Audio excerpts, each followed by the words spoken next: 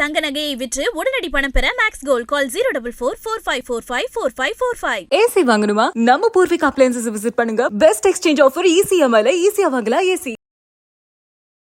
95 கேள்வி கேட்டிருக்காங்க மொத்தம் டோட்டல். சின்ன சின்ன சின்ன கேள்வி எல்லாம். செகண்ட் திங், செந்தில் பாலாஜியிடம் சில டாக்குமெண்ட்ஸை காமிச்சு உங்களுடைய ஆளுங்களா இவங்க எல்லாம் கேட்டிருக்காங்க. ஏன்னா அந்த 10 ரூபா பாலாஜின்னு பாடினார் பாருங்க விஜய், அததான் விஜய் அவர்கள் சில டாக்குமெண்ட்ஸ் எல்லாம் கொடுத்திருக்காரு. அந்த டாக்குமெண்ட் பேசிஸ்ல சார்ஜ் ஷீட் போட போறோம் 29ஆம் தேதி மார்ச் மாசம். இன்னும் 16 நாள் தான் இருக்கு. அந்த சார்ஜ் ஷீட் போட்டாங்கன்னா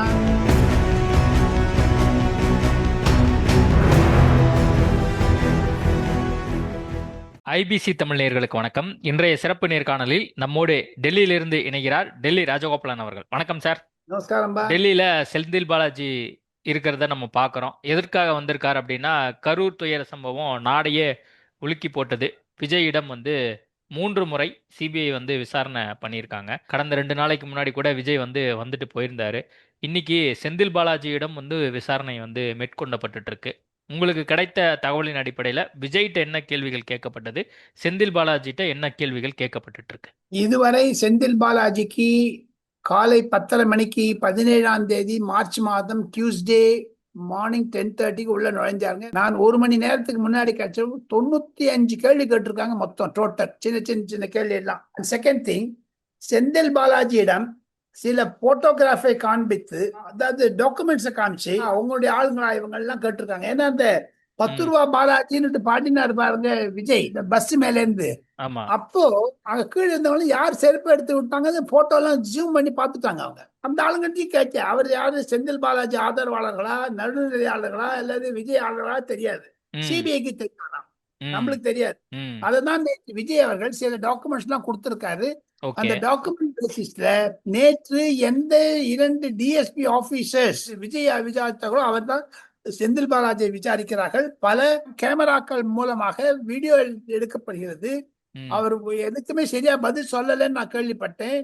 He may be asked to come tomorrow or day after tomorrow. அப்போ இன்னும் 2 நாள் விசாரணை பண்ண போறாங்க செந்தில் பாலாஜி. கைதானாலும் ஆவார். அது ஏன் அந்த கோணத்தை நீங்க வைக்கிறீங்க? குற்றச்சாட்டு முழுக்க அவர் மேல தானே இருக்குது.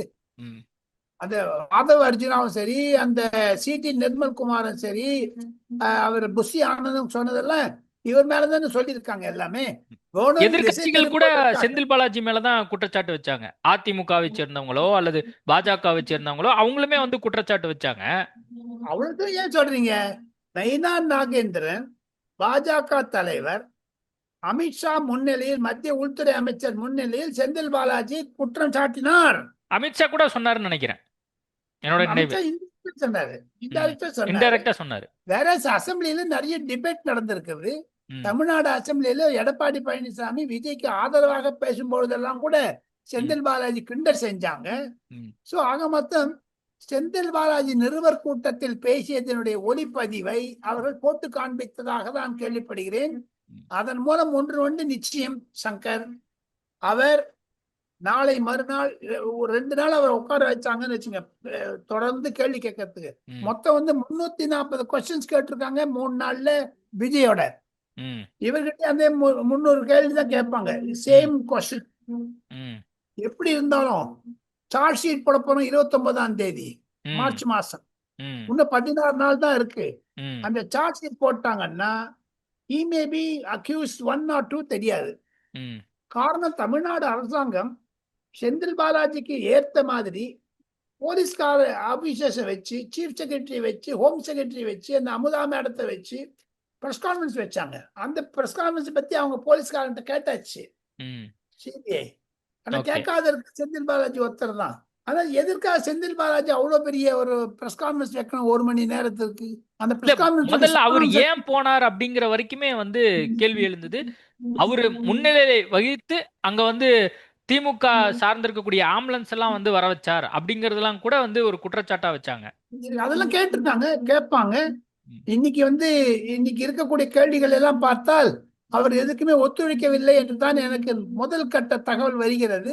போக போக தான் தெரியும். If he is not cooperating, he may be arrested. இப்போ விஜய்கிட்ட 300க்கும் மேற்பட்ட கேள்விகள் கேட்கப்பட்டிருக்கு அப்படின்னு சொல்றீங்க. அந்த செஷன் முடிஞ்சோடனே ஈவினிங் வரும்போது அவரு நல்லா ஒரு சிரிச்ச முகத்தோட கையாட்டி வெளியே வந்த விஷயங்கள்லாம் நம்ம பார்த்தோம். அதுக்கப்புறம் நீங்க எதுவும் உங்களால அசஸ் பண்ணிச்சு என்ன மாதிரி ஒரு விசாரணை நடைபெற்றிருக்குன்னு ஏதாவது உங்களால கேட்க முடிஞ்சதா? விஜய் கோஆபரேட் பண்ணார் because he wanted CBI from Supreme Court. ம் He achieved it. He ம் wanted SIT. He achieved it.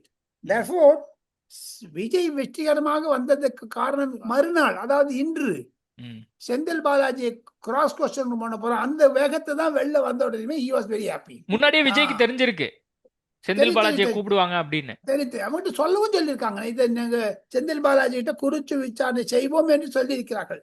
அந்த 2 டிஎஸ்பி காரணம் வட இந்தியர்கள். யார் வந்து டெப்டி சூப்பரண்ட் ஆஃப் போலீஸ் ரேங்க்ல இருக்கவங்க விஜய்க்கு என்கொயரி பண்ணாங்களோ அவங்கெல்லாம். ஓகே. அதை தவிர விஜய்க்கு வந்து உள்ள போய் அதை 9வது மாடியில இன்னும் 901 ம் என்ற ரூம்ல தான் அது இன்ட்ரோகேஷன் சென்டர். நாங்க வீடியோ எல்லாம் எடுப்பாங்க, ஷார்ட் ரன் எடுப்பாங்க. இவர் சொல்றதெல்லாம் கம்ப்யூட்டர் டக்கு டக்கு டக்குன்னு ஏற்றிடுவாங்க, உடனே ம் டிரான்ஸ்கிரிப்ட் பண்ணிடுவாங்க. ம். ஆனா கிரவுண்ட் ஃப்ளோர்ல ரிசப்ஷன் இருக்கு பாருங்க, ம் அங்க பல இளைஞர்கள், ம் பல ஐஏஎஸ் ஐபிஎஸ் ஆபீசருடைய மகன் பேரன் அவங்க எல்லாம் வெயிட் பண்ணியிருந்தாங்க. எதுக்கு? விஜய் உள்ள போகும்போது சாருக்கு வந்து செல்ஃபி எடுக்கணும், உள்ள எல்லாம் எடுக்க கூடாதுன்ட்டு வெளில வந்து எடுக்கணுங்கிறதுக்காக தான் வெளில வந்து அதை சொல்லியிருக்காரு. ஆக மொத்தம் அதிகாரிகளும் சரி, ம். ஊழியர்களுடைய மகள் பேர்களும் சரி, ஒரு ஆர்வத்தின் காரணமாக வந்து பார்க்க வேண்டும் என்று, நேராக பார்க்க வேண்டும் என்று சொல்லியிருக்காரு. எத்தனை கும்பல் வெளில இருந்தோ அத்தனை கும்பல் சிபிஐ ஆபீஸ் உள்ளே இருந்தது. ம் அவ்வளவு கஷ்டமா லிப்ட்ல ஏறினார்னு நான் கேள்விப்பட்டேன். ம் அவ்வளவு ஆற்றல், அவ்வளவு மதிப்பு அவருக்கு விஜய்க்கு டெல்லியில் இருக்கிறதாகத்தான் நான் கேள்விப்படுகிறேன். அங்க இருக்கக்கூடிய விஜய் ரசிகர்கள் வந்து கை காட்டின விஷயங்கள்லாம் நம்ம பார்த்தோம். அதே நேரத்துல அது ஒரு முக்கிய சாலையாக இருந்தது. அந்த இடத்துல வந்து அந்த அளவுக்கு கும்பல் கூடணுமா அப்படிங்கிற ஒரு கேள்வியும் வந்து அங்க இருக்கக்கூடிய பல்வேறு செய்தியாளர் கூட ஒரு விமர்சனமா வச்சிருந்ததையும் நம்ம பார்த்தோம். அப்படி என்ன அங்க விஜய்க்கு வரவேற்பு இருக்கு? தமிழர்கள் டெல்லியில் குறைந்தது எத்தனையோ கோடிக்கணக்கில் இருக்காங்க தமிழ்நாட்டுக்காரங்க. அதை தவிர திருலோக்புரி, விகாஸ்புரி, இந்த திருலோக்புரி போன்ற இடங்களில் எல்லாம் விஜய் ரசிகர் மன்றம் இன்னைக்கு நேத்தின்னு இல்ல, 10-15 வருஷமாவே இருக்கு. டெல்லியில அவங்களுக்கு ஒரு யூனிட்டே இருக்குது. ஸோ அந்த விஷயத்த பாத்தீங்கன்னா அந்த ரசிகர்கள் தான் வந்தாங்க நேத்தி உள்ள, அதாவது வெளியில சிபிஐ ஆபீஸ்க்கு வெளியில. அது இயற்கை தானே. ஒருவர் ஒரு துன்பமுற்ற நிலையில் இருக்கும் பொழுது சப்போர்ட் பண்றதுக்காக தான் வந்திருக்காங்க. வேற ஒன்றும் there's no negative aspect to that. அந்த கார் வந்தது பாருங்க, அது ஒரு தனியாரிடம் வந்து வாடகைக்கு எடுத்த படி அந்த ரூஃப் டாப் யாருமே இல்லை. ஒரு கடை, ஒரு டாக்ஸி ஸ்டாண்ட்ல இருந்து வாங்கியிருக்கதாக நான் கேள்விப்பட்டேன். ஒரு ப்ரொடியூசர் தான் வாங்கி கொடுத்தான்னு கேள்விப்பட்டேன். அடுத்த முறை சென்னையில வந்து வச்சு விசாரிக்கணும் அப்படின்னு சொல்லி கடிதமே வந்து விஜய் தரப்புல இருந்து அனுப்பப்பட்டிருக்கு. காரணம் என்னன்னா தேர்தல்லாம் வருது அப்படிங்கறனால இந்த ஒரு கோரிக்கை வந்து இவங்க தரப்புல இருந்து வைக்கப்பட்டிருக்கு. சிபிஐ வந்து அதுக்கு முழு ஆதரவு கொடுப்பாங்கன்னு நீங்க நினைக்கிறீங்களா? ஒத்துழைப்பு கொடுப்பாங்கன்னு நினைக்கிறீங்களா? இனிமேல் கொஞ்சம் எங்க விசாரிக்கிறதுக்கு சொல்லியாச்சு. மொத்தம் 128 விட்னஸஸ் விசாரிச்சுட்டாங்க. விசாரிக்கிறதுக்கு ஒண்ணும் கிடையாது மொத்தம். So therefore Senthil Balaji is the last person. காரணம், நீங்க சார்ஜ் ஷீட் ஃபைல் பண்ணி ஆகணும் 29ஆம் தேதிக்குள்ள. சார்ஜ் ஷீட் போட்ட அப்புறம் என்ன பண்ணாங்க அது வேற விஷயம். அப்புறம் கோர்ட்டுக்கு போயிடலாம், சிபிஐ கையில இருந்து போயிடும். இப்போ அரசியல் ரீதியாக இதை பார்க்கும்போது இப்ப தேர்தலுக்கு இங்க 35 நாள் தான் இருக்கு. இந்த கரூர் துயரம் சம்பந்தமாக நீங்க சொல்வது போல மார்ச் 29ஆம் தேதி குற்றப்பத்திரிகை தாக்கல் செய்யப்பட்டால் இது அரசியல் ரீதியாக என்ன மாதிரியான விளைவுகளை ஏற்படுத்தும் நினைக்கிறீங்க? குறிப்பா இப்ப கடைசியா செந்தில் பாலாஜியை தான் விசாரிக்க போறாங்க அப்படின்னு இருக்கும்போது இது திமுகவுக்கும் அதே மாதிரி தாவேகாவுக்கும் ஏதாவது ஒரு மெசேஜை கொடுக்குதா? ஆர்வத்தை கொடுக்கும். பொதுமக்களிடையே ஒரு ஆர்வம் இருக்கும். கண்டிப்பாக சார்ஜ் ஷீட்ல they will blame DMK government, they will blame Vijay, they will blame Senthil Balaji, everything. ஆனாலும் சிபிஐனுடைய அணுகுமுறை இருக்குது, லீகலா போறாங்க, அவ்வளவுதான். லீகலா போறாங்க அப்படியே. அதுதான் முக்கியம். அதனுடைய அவுட்கம் எப்படி இருக்குங்கிறத பார்த்தாதான் தெரியும். இது தமிழகத்தில் கண்டிப்பாக விஜய்க்கு அனுதாபாலை உருவாக்கும். இப்போ பாஜகவோட விஜய் சேருவாரா மாட்டாரா அப்படிங்கிற ஒரு செய்திகள் வந்து தொடர்ந்து இருந்துட்டே இருந்தது. அதுவும் குறிப்பா பவன் கல்யாண் மூலியமாக இந்த விஷயங்கள்லாம் நடந்ததாக சொல்லப்பட்டது. கடைசியாக பவன் கல்யாண் நான் அவர்கிட்டலாம் பேசி ரொம்ப நாள் ஆச்சு அப்படின்னு சொல்லி ஒரு தனியார் தொலைக்காட்சியிலேயே வந்து பதிலையும் கொடுத்திருந்தார் அப்படிங்கிறதையும் நம்ம பார்க்குறோம். இப்படி இருக்க அமித்ஷாவும் மோடியும் தாவேகாவை என்டிஏ கூட்டணியில வர வைக்கணும்னு இன்னைக்கு வரைக்குமே நினைக்கிறாங்களா? ஸ்டில் மார்ச் 17 வரைக்குமே. ஆமா ஆமா கரெக்ட். காரணம் என்ன என்று கேட்டால், திமுகவை வீழ்த்த வேண்டும் என்றால் திமுகவிற்கு எதிரான வாக்குகளை எல்லாம் சிதற விடக்கூடாது என்பதுதான் அமித்ஷாவுடைய தேர்தல் சாணக்கிய தந்திரம். ம், நீங்க என்னதான் சொன்னாலும் திமுக இன்னைக்கு எடப்பாடி பழனிசாமி வீக்கெண்ட் பண்ணிட்டோங்கிற ஒரு மதப்புல இருந்தாலும் ஏடிஎம்கேவை ம், அவங்க எல்லாம் பயப்படுறது முழுக்கலும் விஜய் கிட்டதான், நரேந்திர மோடி கிட்டதான். நரேந்திர மோடி அனுதாபம் இல்லாத அமித்ஷா எல்லாம் சொன்னாரு பாருங்க, சீஃப் மினிஸ்டர் வந்து ம், என்னதான் எவ்வளவு கேலியா பேசணுமோ எவ்வளவு அசிங்கமா பேசணும்னா பேசினாங்க. ம், நட்சல்ல பாத்தீங்கன்னா கண்டிப்பாக திமுக விஜயை பார்த்து பயப்படுகிறது.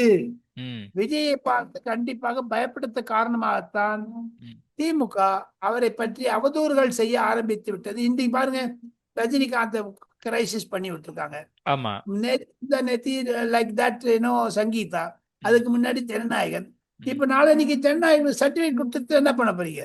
ம். அவங்களுக்கு நீங்க பார்க்க போறாங்களே இந்த மெம்பர்ஸ் எல்லாம் நாளைக்கு பார்க்க போறாங்கன்னு நினைக்கிறேன். நாளைக்கு பார்க்க போறாங்க. சோ பார்த்துட்டாங்கன்னா சப்போஸ் ஒரு 10 நாள்ல சர்டிபிகேட் வந்ததுன்னா எலெக்ஷன் டைத்துல ரிலீஸ் ஆகுமே.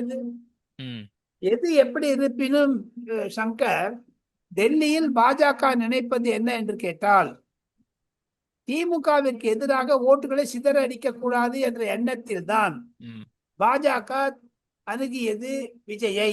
ம். அவர் யார் மூலியமா அணுகியதுன்னு ஏதாவது உங்களுக்கு தகவல் இருக்கா?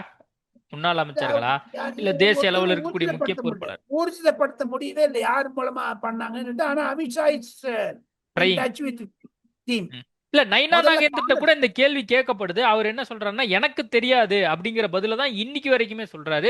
எடப்பாடி பழனிசாமி என்ன சொல்றாருன்னா நாங்க வந்து அவங்களோட எல்லாம் எந்த பேச்சுவார்த்தையும் நடத்தலைங்க அப்படின்னு சொல்லி எடப்பாடி பழனிசாமி அந்த சப்ஜெக்டையே வந்து கடந்து போயிடுறாரு. ஆனா நைனா நாகேந்திரன் எனக்கு தெரியாது அப்படிங்கிறாரு. கரெக்ட். இப்போ அங்க டெல்லியில் நடப்பது, தெருமேலில் நடப்பது உண்மைதான். பல பத்திரிகையாளர்கள் விட அமித்ஷாவினுடைய அலுவலகத்தில் கேட்டபோது கூட இதனாலே வெளிப்பட்டது உண்மைதான், யாரும் இல்லை என்று சொல்லவில்லை.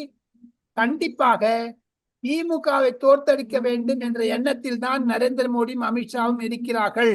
அதற்கு விஜய் உதவி கொடுத்தால், கைக்கரம் நீட்டினால் அவர் தப்புவார் தேர்தலுக்கு பிறகு. இல்லை என்றால் அவரை சிக்கி விடுவார்கள், அவரை சிதைத்து விடுவார்கள் திமுகவினர். அந்த அளவுக்கு அச்சுறுத்தல் கொடுப்பாங்கன்னு நீங்க நினைக்கிறீங்க விஜய்க்கு? இதனால் கொடுக்கல என்ன, எதுக்கு சங்கீதா பத்தி யாருங்க விட்டாங்க? இவங்க தானே சொல்றது. இப்ப இந்த ரஜினிகாந்த் விஷயத்தை கூட பெருசு பண்றது திமுக காரங்க தானே. இல்ல ரஜினிகாந்தே தானே அறிக்கை விட்டுருக்காரு. அவரு தானே சொல்றாரு காலம் பேசாது, ஆனால் வரத்துக்கு காத்திருந்து பதில் சொல்லணும். எது ஒண்ணா பதில் சொல்லட்டும். வரத்துக்கு முன்னாடி 2 வருஷத்துக்கு முன்னாடி தெரியுமா இன்னைக்கு விஜய் இந்த மாதிரி பேச போறாரு, இல்ல நம்ம ஆதவ அர்ஜுனா பேச போறான்ட்டு? அது கிடையாது. இருந்தாலும் வேண்டுமென்று திராவிட முன்னேற்ற கழகத்தினுடைய ஐடி செல் பொய் செய்திகளை பரப்பி அதுலயே மறந்துடுவாங்க.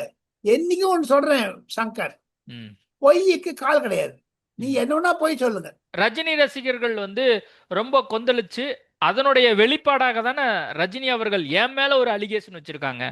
நான் திமுக விட்டு பயந்து தான் நான் வந்து அரசியல் கட்சியே துவங்கல அப்படின்னு வந்து அவர் சென்ஸ் பட சொல்லியிருக்கார். உண்மைக்கு புறம்பாக சொல்கிறார் அப்படிங்கறது தானே ரஜினிகாந்த் அவர்கள் சொல்ல வர்றது. அப்ப அவர் குறிப்பிட்ட பேர்லாம் பாத்தீங்கன்னா ஆதரவு தெரிஞ்ச எல்லாரும் நன்றின்னு சொல்லியிருக்காரு. ஏன் திமுக ஆதரவு தெரிஞ்ச அவருக்கு?